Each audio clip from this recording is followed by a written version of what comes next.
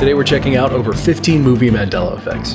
If you don't already know what a Mandela effect is, or you need a quick reminder, a Mandela effect is a phenomenon where a large group of people remember something differently than it is now.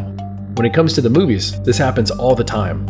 You might remember a movie ending one way, only to find out that it actually didn't. Or perhaps you quote a funny line all the time, only to learn it was never actually said. Just remember that every Mandela effect isn't going to affect everyone. Sometimes only one will get you, other times every single one of them will.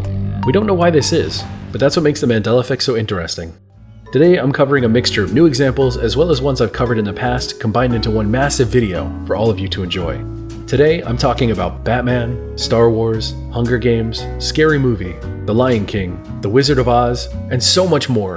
As always, timestamps for each are in the description below if you want to skip around. So like the video, subscribe now, click that notification bell so you always know when I drop a new video. Enough introductions, let's get right into some movie Mandela effects. To kick this off, let's start with a movie that apparently never existed, and then a scene that is totally different than most remember. First up is the classic example, Shazam, the 1990s family-friendly comedy about two young kids and their genie, played by Sinbad. This movie has no record of ever existing. Tons of people strangely remember this movie, but as of now, it never happened. There's no record of this happening whatsoever. So why do all these people remember it, myself included? Here's a weird movie Mandela effect about a scene that is very different than most remember. Think back to the SpongeBob SquarePants movie from 2004. During the song I'm a Goofy Goober, SpongeBob can be seen playing a guitar. Now, if you were a fan of this movie growing up, what does that guitar look like? A lot of people have very similar memories of this one that are now completely incorrect. The most commonly said memory of this guitar is that it is white, V-shaped, and has a double neck. This is the general consensus online. Unfortunately though, all of those details are wrong. The guitar actually looks like a peanut with a GG at the end of its head. This one has been freaking out SpongeBob fans for years. Is this what you remember? Now that we've covered a few simple ones, let's get into this massive collection. Please enjoy. The Christopher Nolan Batman movies are incredibly popular. This trilogy has been watched over and over again by so many fans the world over. Seemingly every detail and piece of trivia has been pulled out of this movie, until now. Here is my Mandela effect question for you. In the third movie of the Batman trilogy, The Dark Knight Rises, was the villain Bane knitting multiple times throughout the movie? Yes or no? I know you aren't going to believe me, but yes, Bane, the massive muscular monster that broke Batman's back over his knee, is actually knitting throughout this entire movie. I'm not joking, I'm not pulling your leg. I counted at least 3 scenes in my rewatch where he's standing around knitting while other characters are talking or performing actions. Has anyone ever noticed this before? Anyone? Apparently this is a reference to the novel A Tale of Two Cities, where a villain by the name of Madame Defarge apparently enjoys 2 things, killing and knitting.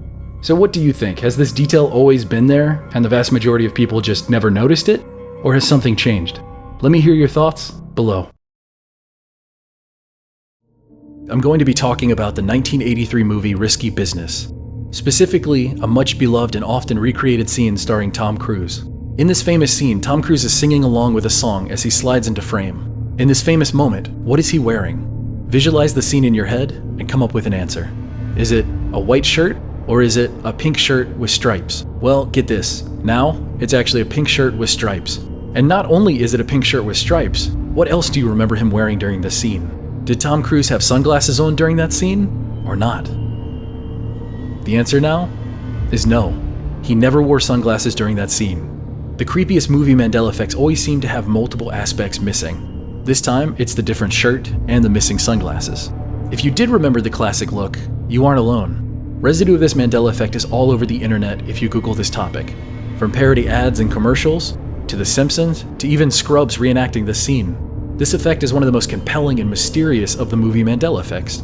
So please, let me hear all of your thoughts about this in the comments below. Everyone remembers the Tin Man carrying an axe. Everyone remembers Dorothy carrying a basket and Toto. Even the Cowardly Lion held onto his tail when he was afraid. So what was the Scarecrow holding onto? Did the Scarecrow in The Wizard of Oz carry a pistol? Does that sound right? Yes or no? As it turns out, yes, the Scarecrow carried a pistol in The Wizard of Oz. In this magical and wondrous place, the brainless Scarecrow walked around carrying a pistol. What a terrifying combination. This specific Mandela effect has blown a lot of minds online, so what about you? But let's assume you've heard of this one before. Well, did you know that the Scarecrow wasn't the only character in The Wizard of Oz who carried a weapon? In fact, when Dorothy arrives in Oz and is greeted by a song and parade celebrating that the Wicked Witch is dead, the Munchkin army that marches by, they're all holding rifles with bayonets at the end. The leader of the army is brandishing a giant sword. Oz probably holds some darker secrets that are better left hidden. The classic 1939 movie The Wizard of Oz has been covered many times on this channel. Apparently this movie is the Mandela effect gift that keeps giving and giving and giving. On one hand, that's pretty amazing, right? It's a great resource for new Mandela effects.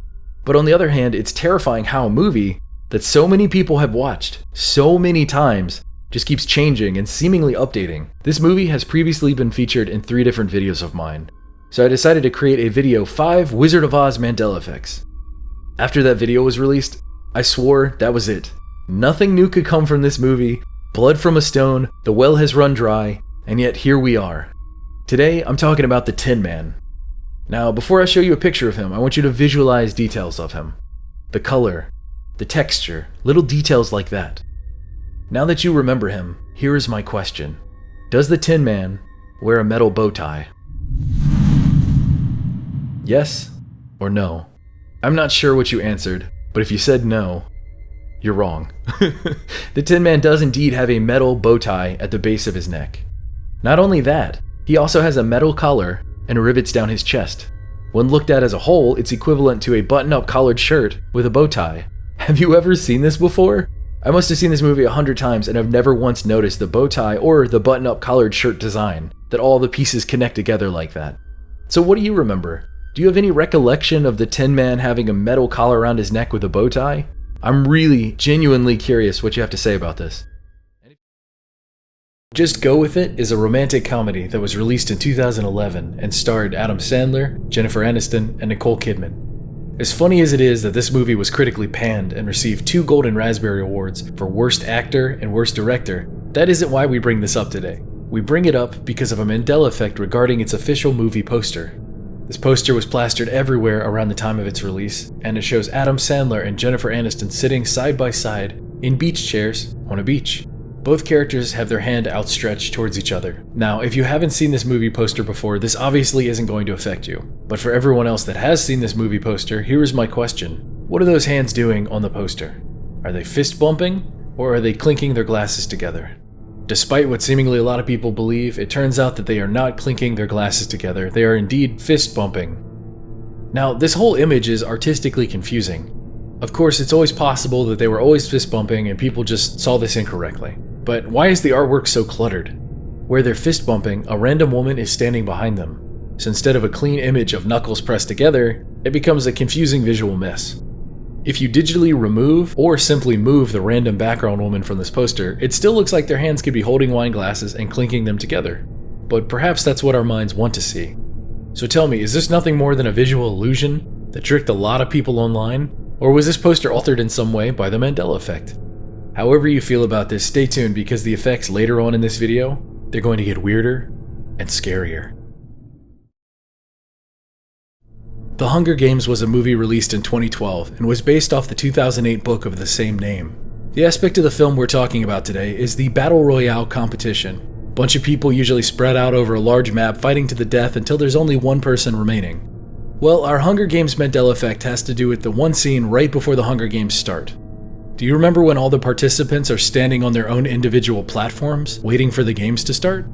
Do you remember the scene when someone stepped off of the platform early and blew up? Well, if you do remember that, apparently that scene never happened and doesn't exist. Now, I saw the Hunger Games back in the day, and this sounds familiar, but I'm more concerned with what you remember. Some have speculated online that this scene was in a parody movie called The Starving Games, but I've never seen or heard of that movie before, so that doesn't really explain why I have a memory of someone exploding in the Hunger Games movie. Another explanation is that the explosion may have been in the book, but not in the movie. Well, I don't have a copy of the book and I've never read it before, so that doesn't really explain it either. So what do you think? Is this just a weird, seemingly implanted memory, or do you remember this scene as well? Stanley Kubrick is one of the greatest filmmaking visionaries in history, creating such masterpieces as The Shining, A Clockwork Orange, and Eyes Wide Shut.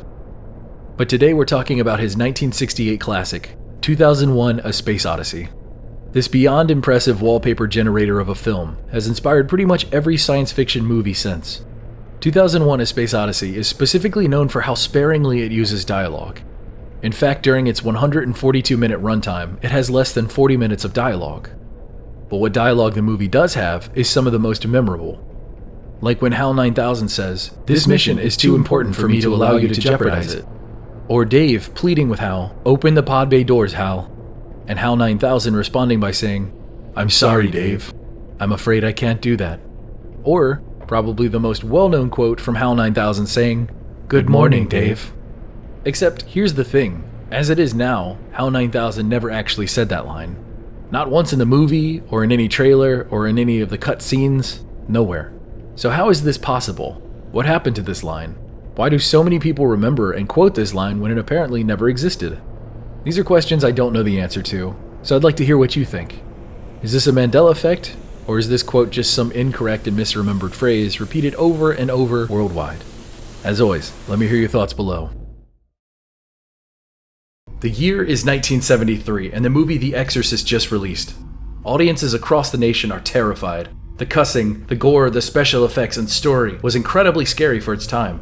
So much so that it launched an entirely new genre of horror movies. The Exorcist was burnt into the zeitgeist of American cinema, and has since been called one of the scariest movies of all time.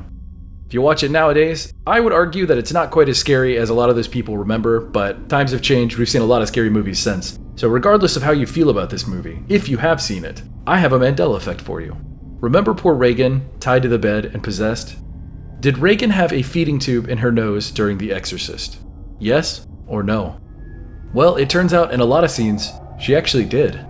How convenient that it disappeared before her head spun around. Otherwise, that'd be an especially awkward scene. Many people don't remember this feeding tube, but there it is. What do you think? Do you remember this feeding tube from The Exorcist, or is this another case of the Mandela effect? Bridge to Terabithia is a 2007 coming-of-age adventure fantasy movie based on the 1977 novel of the same name. This Mandela effect has to do with the death of the character Leslie, and how Jess, the other main character, finds out about her death. So my question today is simple. In the movie Bridge to Terabithia, did they show Leslie's accidental death? Yes or no? The answer is no. They don't actually show the rope breaking and Leslie falling and hitting her head. Her death is simply explained by Jess's parents when he gets home. I don't have a strong memory either way on this Mandela effect, but a lot of people online did. It seems like every other comment is back and forth with the scene. Some argue without a doubt that it shows the rope break and that Leslie fell and hit her head, while others argue that it was never shown, only mentioned. One comment I read claimed to remember their kids crying when Leslie fell and how she had to explain over and over again, "It's just a movie, it isn't real." So what gives?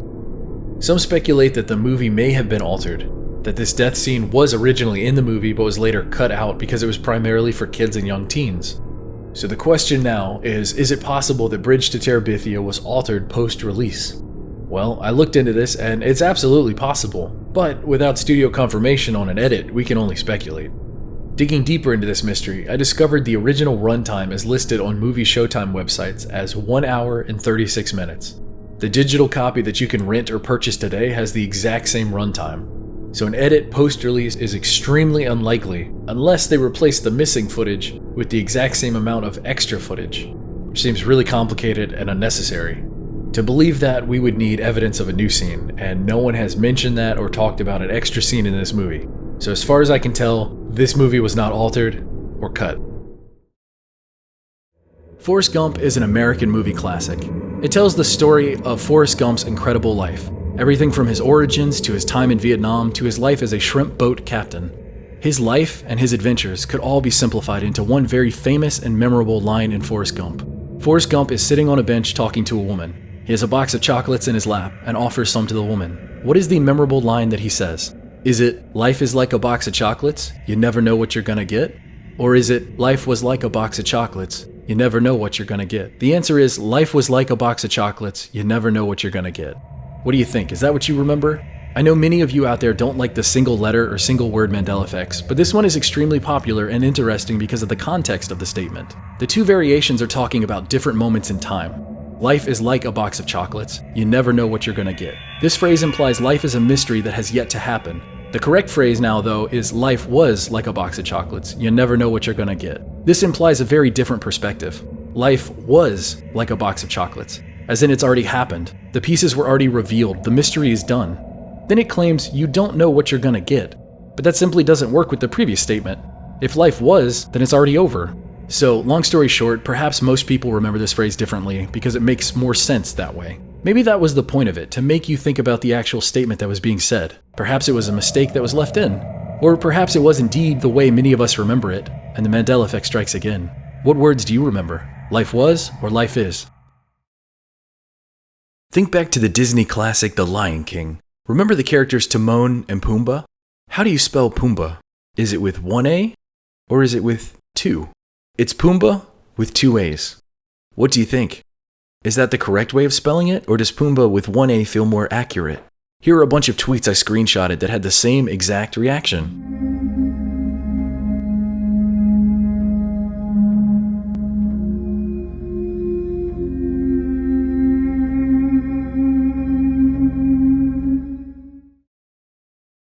Star Wars.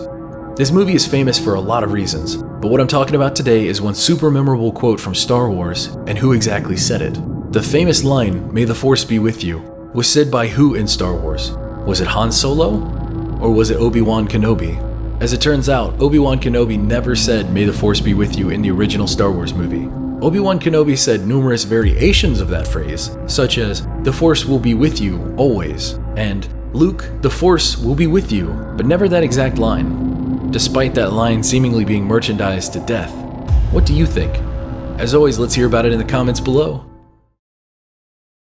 One of the most famous lines from the entire Star Wars saga comes from Star Wars Episode 5, The Empire Strikes Back. During a pivotal moment in the movie, Darth Vader reveals to Luke Skywalker that he is actually Luke's father.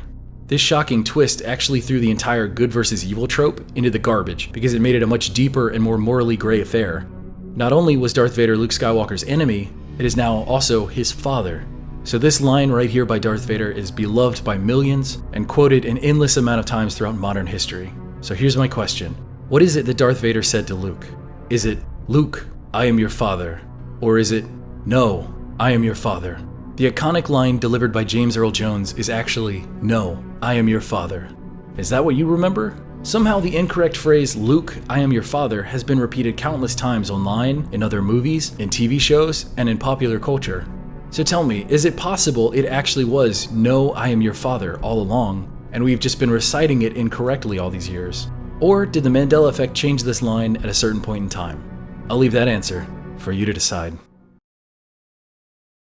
Here is a mind-blowing Mandela effect that is confusing and disturbing everyone. It's the phrase, the bucket list. A widely known phrase that refers to a list of things someone wants to do before they die.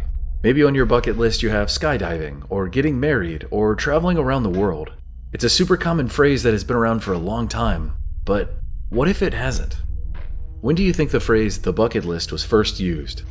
Just blurt out a time period. Was it the 1930s, the 40s, the 70s? It seems like everyone has a different opinion, but all the opinions are that this phrase has existed for quite a while. But it turns out this phrase didn't exist in the public eye until 2007, with the release of the movie The Bucket List starring Jack Nicholson and Morgan Freeman. Did this phrase simply come into existence with the release of that movie, and now its simple origin has been long forgotten? Or was this phrase always around? I want to hear your memories and thoughts on this. I personally feel crazy because I made one of these lists years and years ago. Not only that, I used to work at Blockbuster back then during this time period. I can visualize it in my mind. I remember stacking DVDs of The Bucket List on a side shelf. Apparently the screenwriter for this movie, Justin Zackham, had an idea for a list of things to do before I kicked the bucket back in 1999 and decided to shorten it to The Bucket List. This idea went on to become the plot of his 2007 movie script, The Bucket List. People have been digging for evidence that this phrase existed before 2007, and nothing has been found. Nothing. In fact, Justin Zackham said in an interview, the film's release brought the phrase into common parlance, and as a testament to how natural and idiomatic it sounds, many people assume that the term must have long predated the movie. So even Justin Zackham, the writer of The Bucket List, believes that he created the term bucket list and that it didn't exist beforehand. So what do you believe? Is he correct? Did he come up with this phrase, or did it exist previous to that? Was the bucket list always a phrase? This one honestly has me scratching my head. I could have sworn this existed before that movie, but maybe we're all just wrong, or maybe this is a Mandela effect. Another fun detail I caught on to while doing research for this particular segment, the term catfishing, as in someone who pretends to be someone that they're not on social media. Turns out that did not exist prior to the 2010 documentary Catfish. It simply didn't exist in that context until then. I'm not saying that's a Mandela effect, but I found it pretty interesting and I thought you would too. So let me hear all your thoughts on this in the comments below.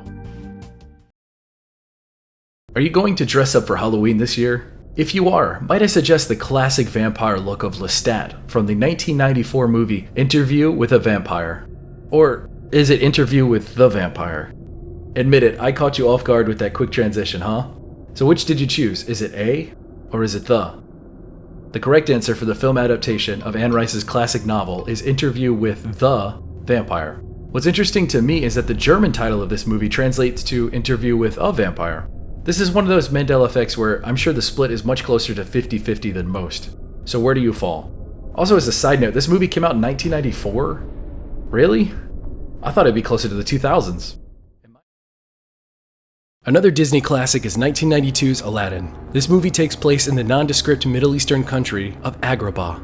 Well, here is the weird and confusing Mandela effect regarding that movie. What country is the Aladdin story now historically based in? Is it Egypt? China? Iraq, or Turkey? One would believe this movie is based on a classic Arabic story or a folktale like Arabian Nights or The Thief of Baghdad. Well, you'd be surprised to learn that this isn't the case anymore. Aladdin is now originally based in China and was originally envisioned to have a full Chinese cast of characters, including 2 genies. I'm including this on my list because I found a thread of people freaking out about this seemingly changed historical fact. Is this what you remember of Aladdin's origins? Or was Disney your first and only introduction to this ancient story? Let me hear about it in the comments below. Batman is one of the most recognizable characters in the world. His look, backstory, and logo are iconic. So what would happen if one day it changed? Well, that is exactly what happened, and I'm here to get into more details. But first, let me ask you this question. Which of these is the logo Batman wore on his batsuit in the 1989 movie Batman? A or B? This answer is a difficult one because both are correct at different points in time. The correct answer is now A. As you can see, it has 2 extra points on the bat symbol. That's pretty weird. And weirder still, that altered looking logo isn't reflected anywhere else on any other media. Even the box art and poster for the 1989 Batman movie have just a single point on Batman's symbol. What about the bat signal that's projected into the sky at night in that movie? It's a single point. Even the Batman toys for the 1989 movie have the Batman symbol with only a single point at the bottom. It's as if this one tiny but prominent detail was changed in the film, but every other piece of media around it stayed the same. In fact, the 1960s Batman, a single point. 1992's Batman, a single point. On and on and on. All of them are the iconic bat symbol with just a single point, except the 1989 Batman batsuit. Even the 1989 Batwing, Batman's custom combat aircraft, has a single point as the tip at the end of his ship.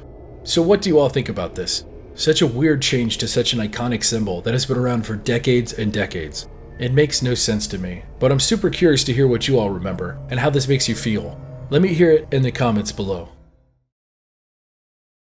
If you've never heard of Studio Ghibli, you are in for a treat. Studio Ghibli is an animation studio in Japan and are known worldwide as one of the best animation studios out there. Here in the West, they are commonly called the Disney of Japan. The movies that Studio Ghibli create transcend language barriers and are beloved around the world. Today we are talking about Spirited Away, the 2001 animated fantasy film written and directed by the legendary Hayao Miyazaki and animated by Studio Ghibli. This next Mandela effect has been known about in Japan for a long time, but is much less known over here in America, so I thought it'd be interesting to talk about. Over in Japan, there is supposedly a missing epilogue to the movie Spirited Away. Over there, this is known as the phantom ending, but when you hear all the details, it's pretty obvious that this is a Mandela effect. A ton of people over there remember this phantom ending, but apparently it never existed. It turns out there was never an extended cut, and this ending that people remember isn't in any other Studio Ghibli film. So they aren't getting different movies mixed up. And most shocking of all is that Hayao Miyazaki himself denied this phantom ending. So where did it come from? Why do people remember this? Well, that's the real mystery. In fact, if you search for this phantom ending, you'll find tons of Japanese people discussing the mystery. I don't want to spoil too much about Spirited Away, because if you haven't seen it, look at its Rotten Tomatoes score. Wow. But let's just say that it ends with a tunnel. Now, what people are seemingly remembering takes place after this tunnel. And it isn't just a one-off scene either. If I explained each piece of the missing phantom ending right now, it would take quite a few minutes to get through all of it. So instead of talking for 3 or 4 minutes about something that most people have no idea about, I'm going to have a link in the description to another YouTube video. In this video, one talented creator used Minecraft to create every single scene from the phantom ending. The comment section over there is filled with people arguing over the ending, and from what I've read, most agree that this video truly captures what they remember. In one bittersweet translated comment that I found, someone said that the phantom ending of Spirited Away is just that, a spirit that has gone away. So what do you think? Do you remember Spirited Away continuing after the tunnel scene, or is that where the movie ended for you? Let's talk explanations. Maybe the scene did exist, but it was only shown a few times before it was removed. That's entirely possible, but the writer-director Hayao Miyazaki says that doesn't exist and it never existed. Whatever the case, it really makes you scratch your head. By the way, if anyone out there has any other foreign Mandela effects, I'd love to hear about them in the comments below. If I get enough good ones, I'll cover them in a future video. Remember Scary Movie 2 from 2001? Well, there's a scene where David Cross's character has fallen out of a window, and the butler reaches out with his malformed hand to save him. So help me out here. There's a funny and memorable line in the scene where the butler extends his smaller hand and says what? Is it, "Take my strong hand," or is it, "Take my hand"? Alright, so this one's pretty crazy. A huge amount of people remember this as, "Take my strong hand," which is funny because that hand is obviously not his strong hand. But as of now, that line is never said in this movie. Is that what you remember? Let's talk about a new Star Wars Mandela effect that has a lot of fans fighting amongst each other. This particular Mandela effect comes from Star Wars Episode 4: A New Hope. There is a very memorable scene in the movie where Luke, Leia, Han, and Chewie are all trapped in a room filled with garbage and water. If you've seen Star Wars, you know the scene. Eventually the walls start to close in with the intent to compress all of the trash along with our heroes. Now during this scene, Luke is constantly calling out for C-3PO to help rescue them. Eventually, he gets through and yells at C-3PO, "Will you shut up and listen to me?" and blank. What is it that Luke says here? We've had some problems. Will you shut up and listen to me? Shut down all the... Is it, "Shut down all the garbage mashers on the detention level?" Or is it, "Shut down all the trash compactors on the detention level"? Which do you remember? Usually lines from movies aren't the biggest or best examples of Mandela effects, but when it comes to a mega franchise like Star Wars, it absolutely matters. Fans have seen these movies over and over again. Memorizing lines verbatim comes with the fandom. So what Luke actually yells is, "Shut down all the garbage mashers on the detention level." Shut down all the garbage mashers on the detention level, will ya? Do you copy? Shut down all the garbage mashers on the detention level! Is that what you remember? This may seem like a small thing, but apparently a lot of people online completely disagree with this quote. Now here's where things get weird. If you look up the scene on YouTube, most of the videos still have the incorrect title of Star Wars Trash Compactor Scene. Now this could obviously be a human error, but it's strange that video after video makes the same mistake in the title. Luke never says trash compactors, he says garbage mashers, a very different and distinct thing. It's almost as if the line has somehow changed from what people remember. Let's get into the comments. Just as expected, it's filled with people confused as to why this line is now different. You know it's a good one when you see dozens of comments across multiple videos saying, "Is this a Mandela effect?" That is my favorite thing to read in a comment section. Which leads to the question, was it altered at some point? Was it changed on the DVD or the Blu-ray release, or did George Lucas or Disney make this change? And if so, why? Remember that George Lucas changed his movies a lot after they were already released. It's this weird perfectionist streak that every artist suffers from. No piece of art is ever good enough, it can be better. Just a little tweak here, a couple of changes there. Because of this, it's totally possible that there could be a version out there with the original line of trash compactors. But as far as I or anyone else can find online thus far, Luke has always said, "Shut down all the garbage mashers on the detention level." So I'd like everyone out there to go check your VHS tapes, your DVDs, your Blu-rays, your streaming, just check and see if you can find the different one, because no one's been able to find it yet. It's really weird. So here's my question for you. Is this a Mandela effect? As in this line has somehow, for some reason, changed? Or is this the case of a lot of people misremembering and misquoting this line for decades? Anything's possible, but I leave this decision in your hands.